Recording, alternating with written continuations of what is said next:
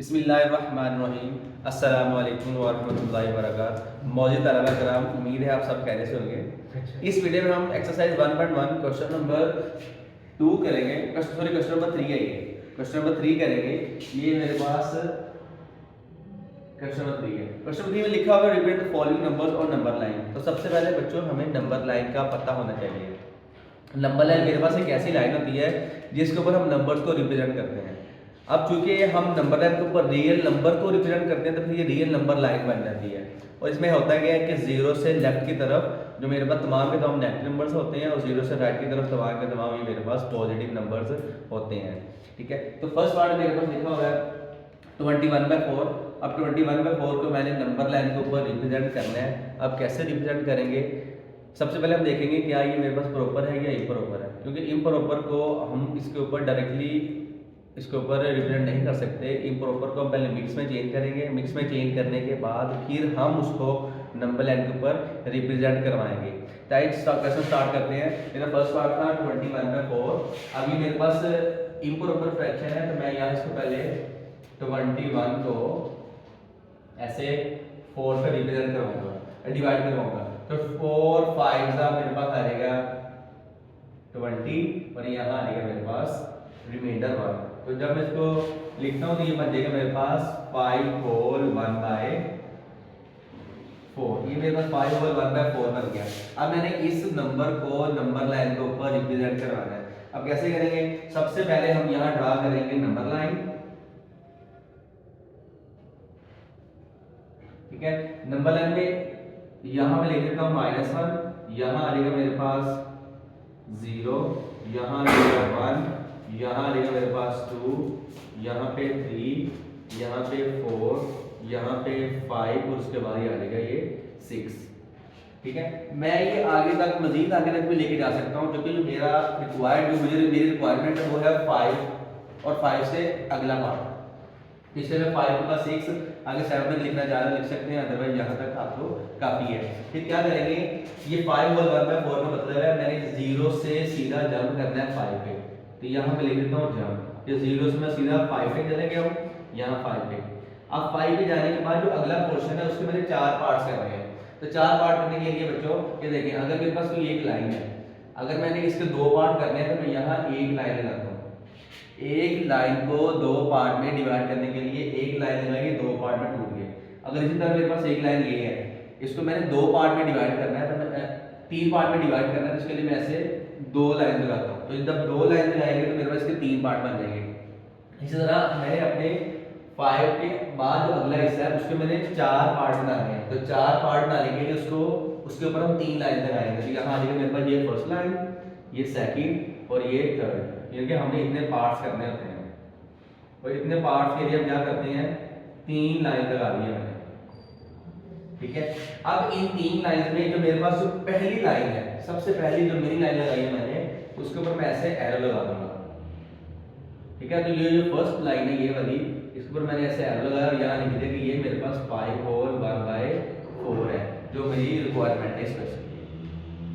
इसी तरह इसका सेकंड पार्ट लिखा हुआ है -53/3। -53/3 को मैंने नंबर लाइन के ऊपर रिप्रेजेंट कैसे करना है? ये एक पॉजिटिव नंबर है, ये एक नेगेटिव नंबर है, दोनों का प्रोसेस सेम है। सबसे पहले आप क्या करेंगे? -53/3 को हम 53 को पहले मैं 3 पे डिवाइड कर रहा हूँ। 3 1 का 3, यहाँ से 2, ये 2 3 नीचे और 3 7 का 21। अब यहाँ जो मेरा रिमाइंडर आ रहा है वो 2 आ रहा है, यानी कि अगर मैं इसको लिखता हूँ यहाँ तो ये बनता है -17 होल 2/3। पहले मैंने अपने इम्प्रॉपर फ्रैक्शन को मिक्स में चेंज कर दिया। अब मैंने मिक्स में चेंज किया, अब मैं क्या करूँगा? इसको नंबर लाइन के ऊपर रिप्रेजेंट करना है। तो पहले एक नंबर लाइन ड्रा करेंगे। तो नंबर लाइन कैसे करनी है देखें। एक पहले मैंने ऐसे नंबर लाइन ड्रा की,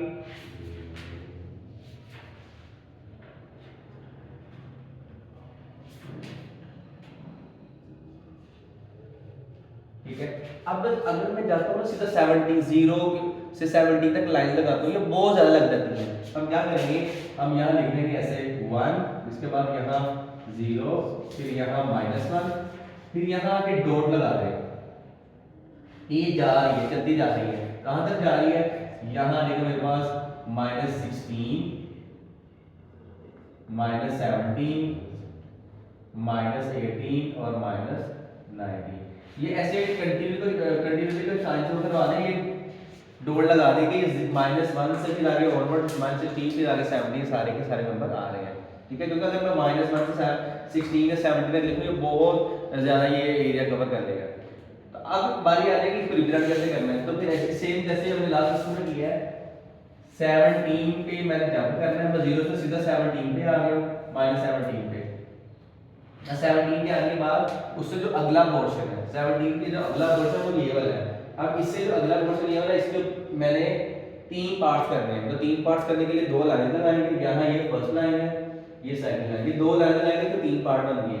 इन 3 पार्ट्स में से जो सेकंड लाइन है उसके ऊपर हम एरो लगा देंगे। तो जो एरो लगा वो मेरे पास आ जाएगा यहाँ, सेकंड लाइन पे आ जाएगा -17 होल 2/3। तो ये मेरा क्वेश्चन यहाँ कंप्लीट हो जाएगा। अब इसी का एक और पार्ट लिखा हुआ है -5/7, -5/7। अब ये -5/7 है, ये बच्चों मेरे पास एक प्रॉपर फ्रैक्शन ही है, ठीक है। अब इस प्रॉपर फ्रैक्शन को हमने कैसे रिप्रेजेंट करना है, ये एक नंबर लाइन लगी। अब यहाँ क्या बच्चे अक्सर कंफ्यूज हो जाते हैं कि ये 5/7 कहाँ आएगा। तो बच्चों इसको भी थोड़ा सा चेक कर लिया करें आप लोग। आप ऐसे 5 को 7 पे डिवाइड करवाएं,